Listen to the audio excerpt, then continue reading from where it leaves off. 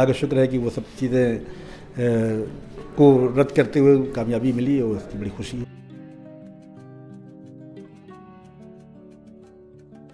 दोस्तों अस्सलाम वालेकुम। बड़ा खुशी का मौका है कि आज उन बच्चियों के साथ बातचीत करने का मौका मिल रहा है जिन्होंने नीट का एग्ज़ाम पास किया। हमारे साथ मौजूद हैं इस सिलसिले में सफ़ीना ज़हरा साहिबा, जो कि यहाँ पर मौजूद हैं। उन्होंने नीट के एग्ज़ाम को पास किया और उनके फ़ादर मोहम्मद हैदर साहब भी मौजूद हैं, उनके सर डॉक्टर इंतखाब साहब भी मौजूद हैं। हम पहले तो इस जो आज खुशी हासिल है, जो अचीव किया है आपने, उसके बारे में हमारे जो व्यूवर्स हैं उनको ज़रूर बताएँ आप। हमें बहुत खुशी हुई। MBBS की डिग्री जो है वो अपने में ही बहुत ज़्यादा सक्सेस का वो दिखाती है। हम नीट क्रैक करके मतलब बहुत खुश हुए। यकीनन आपकी खुशियाँ बहुत दोबाला हों, अल्लाह आपको और तरक्की दे। और जो खुशियाँ हुई वो कैसे हासिल हुई, ज़रूर हमारे व्यूअर्स को बताइए। ये सारे टीचर्स की मेहनत थी, हमारे इंटेलिजेंस कोचिंग कैरियर इंस्टीट्यूट की। वो बहुत सपोर्टिव थे। वो जैसे हम लोग शुरू से आए थे तो वो ध्यान देते थे कि किस बच्चे को किस में प्रॉब्लम है, किस सब्जेक्ट में और किस में ज़्यादा उनका इंटरेस्ट है, तो उस हिसाब से पढ़ाते थे और सबका ख्याल रखते थे। तो सबसे ज़्यादा क्रेडिट टीचर लोग को है और फिर मेरे फादर और मदर और मेरे अंकल जो हैं उनको। ये फिज़िक्स और केमिस्ट्री बायो, इसके जो ख़ास सब्जेक्ट हैं, इनको कैसे मैनेज किया जाए, इनको बच्चे कैसे पढ़ें, किस तरह से पढ़ें, इसके लिए क्या आपने सोचा है या आप क्या बताना, जो एक्सपीरियंस आपने गेन किया यहाँ कोचिंग में, वो हमारे व्यूवर्स को भी बताएं ताकि और भी बच्चे जो हैं जो सुन रहे हैं इस वक्त तो इससे फ़ायदा उठाएं। जो भी बच्चे ये नीट की कोचिंग करते हैं उनका मतलब माना जाता है कि बायो सही होगा, तो लेकिन आपको ये ध्यान रखना है कि तीनों सब्जेक्ट पे सही से ध्यान दें। अपने हिसाब से भी आप चेंज कर सकते हैं। अगर आपका केमिस्ट्री ज़्यादा सही है तो उस पर थोड़ा कम फोकस करें, और फिज़िक्स पे ज़्यादा अगर ख़राब है तो उस पर दें। मतलब अपने हिसाब से जो आपका कम या ज़्यादा उसके हिसाब से करें, लेकिन ये है कि तीनों को देना है। ये नहीं कि किसी दिन कोई एक सब्जेक्ट पढ़ें और कोई एक छोड़ दें, ऐसा नहीं करना। तीनों पढ़ना है अच्छे से, और जिस पे ज़्यादा आपका कमी है, जिसमें कमी है उसमें थोड़ा ज़्यादा ध्यान दें, और जो सही है उसको थोड़ा कम करें।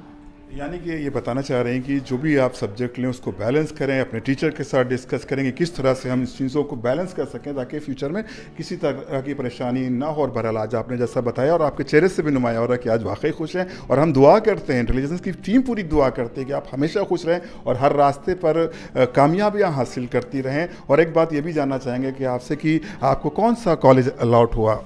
हमको UP-UMS सैफई अलॉट हुआ है। और आपके सर जो हैं इनके बारे में कुछ बताएं कि ये किस तरह से पढ़ाते हैं बच्चों को, और आपके इस कामयाबी के पीछे यकीनन इन्हीं का हाथ है, लेकिन हम जानना चाहते हैं आपकी ज़बानी। ये सर जो हैं वो बहुत अच्छे से पढ़ाते हैं। मतलब ये बायो के टीचर हैं, उसके हिसाब से बहुत अच्छा है, क्योंकि नीट में जैसे आता है कोई भी टॉपिक आती है तो बहुत स्पेसिफिक होती है, तो वो उस हिसाब से पढ़ाते हैं और हर एक टॉपिक को बहुत बार पढ़ाते हैं, तो वो हम लोग को बहुत आसानी से याद हो जाती है। और हर जो टफ टॉपिक है उसके लिए निमोनिक देते हैं ताकि वो आसानी से हम लोग कैप्चर कर सकें। अच्छा, आपके फादर यानी मोहम्मद हैदर खान साहब, जो कि एक बैनुल अक़वामी जगह है जिसे रन्नो कहा जाता है, जो सरज़मीन जौनपुर मौजूद है, और अक्सर हमारे टीम को भी वहाँ पर जाने का शरफ़ हासिल हुआ। जब कोई बच्चा खुश होता है, जब कोई बच्चा कामयाब होता है, तो ज़ाहिर है कि सबसे ज़्यादा जो हकीकी तौर पे जो खुशी हासिल होती है उनके गार्जियंस होते हैं, उनके वालिदैन होते हैं। ज़ाहिर सी बात है कि काफ़ी खुशी का एहसास हो रहा है। और वैसे मुझे पहले से था कि मेरी बच्ची कुछ अच्छा करेगी, इसलिए कि शुरू से ही हाई स्कूल में और फिर इंटर में जो है रिज़ल्ट काफ़ी ठीक ठाक रहे।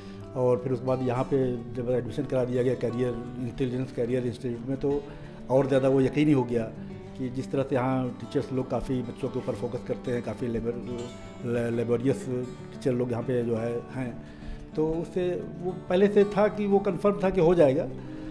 बस ये है कि थोड़ा सा ये लॉकडाउन वगैरह जो हो गया उसमें एक बार थोड़ा सा कुछ नर्वसनेस पैदा हो गई थी गार्जियंस में भी, बच्चों में भी, लेकिन बहरहाल अल्लाह का शुक्र है कि वो सब चीज़ें को रद्द करते हुए कामयाबी मिली और उसकी बड़ी खुशी है। हम अपनी टीम की तरफ से और बिलखुसूस इंटेलिजेंस कैरियर इंस्टीट्यूट की जानिब से आपको शुक्रिया करते हैं और मुबारकबाद के साथ, और सफ़ीना खुदा करे कि आपके ज़िंदगी का सफ़ीना कामयाबी की तरफ बढ़ता रहे। और डॉक्टर इंतखाब साहब, आपसे एक बड़ा अजीब सा सवाल मैं करना चाहता हूँ कि आप ये तो बताते हैं कि एक बच्चे को तरक्की करने के लिए ये करना चाहिए, ये करना चाहिए, ये करना चाहिए। मेरा सवाल इस वक्त आपसे है कि आप बच्चों को ये बताइए कि तरक्की अगर करना है तो आपको ये नहीं करना है। अगर कोई भी मौलाए कायनात अलैहिस्सलाम का जो है 6 पॉइंट उन्होंने बताए थे कि अगर आप तरक्की करना चाहते हैं तो किन किन बातों में ध्यान रखना है। पहली बात उन्होंने कही थी कि ज़हानत हो आपके अंदर। अगर ऐसा नहीं कि किसी बच्चे के अंदर ज़हानत पढ़ने से आती है, अगर आप मेहनत कर रहे हैं, बार बार मेहनत कर रहे हैं, तो ज़हानत खुद ब खुद आ जाएगी आपके अंदर। दूसरी चीज़, लगातार कोशिश होनी चाहिए। हमें ऐसा नहीं कि जो है हमने एक दिन पढ़ाई की, अगले दिन हम 2 दिन तक पढ़ ही नहीं रहे हैं, तो लगातार कोशिश हमें बुलंदियों पे ले जाती है। और तीसरी चीज़, हमें लालच होनी चाहिए, चीज़ों को हासिल करने की लालच, हम ये भी पढ़ लें, ये भी पढ़ लें, ये भी सीख लें। चौथी चीज़, हमें कम खाना चाहिए, क्योंकि कम खाने, इतना खाइए आप कि जिससे आप बीमार ना पड़ें, और इतना ज़्यादा भी ना खाइए लेज़ीनेस आए जो है। तो और 5वीं चीज़ ये थी कि जो है इंसान उतनी ही बुलंदियाँ हासिल करता है जितनी वो कोशिश करता है। हमें जो है कोशिश करनी चाहिए। और इल्म कोई 1 दिन या 6 महीने में या 4 महीने में हासिल नहीं होता, इसके लिए एक मुद्दत चाहिए। एक जैसे हम क्लास 6, 7, 8 हमने 12 साल पूरा अपना दिया, फिर जाके हमें आज ये नीट एग्ज़ाम में हम बैठे, तो ये एक हमारे 12, 13 साल, 14 साल की पूरी मेहनत है। तो हम इल्म जो है 6 महीने में, 2 महीने में, 4 महीने में हासिल नहीं कर सकते। इसमें एक आपको मुद्दत देनी पड़ेगी। तो आपने बहुत सलीके से डॉक्टर इंतखाब साहब, और इस बड़ा टफ सवाल था और बिल्कुल फिलबदी था, ना आपके जहन में था ना मेरे जहन में, बहरहाल इसका आपने बेहतरीन जवाब दिया।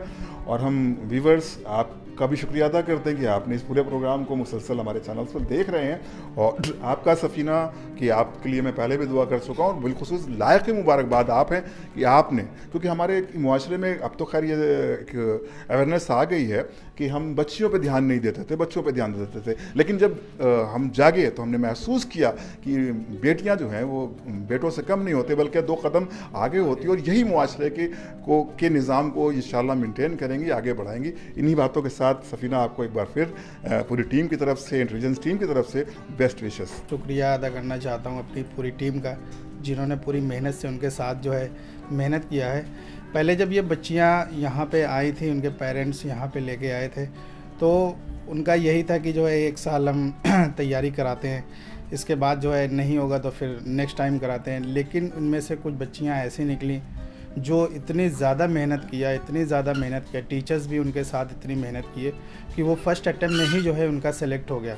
1 साल यहाँ पे सिर्फ क्लास किया, और क्लास के जस्ट 1 साल के बाद ही सेलेक्ट हुई। इससे पहले उन्होंने कहीं कोचिंग नहीं की। हम लोगों का पैटर्न ये है कि फ़िज़िक्स और केमिस्ट्री, बायोलॉजी, ये तीनों क्लासेस जो होती हैं वो डेली चलती हैं। ऐसा नहीं है कि अल्टरनेट डे पे हमने पढ़ाया फिर घर पे गए, उन्होंने कुछ नहीं किया। डेली हम लोग उनको जो है पढ़ाते हैं। यहाँ पे 6 घंटे की क्लासेस चलती हैं।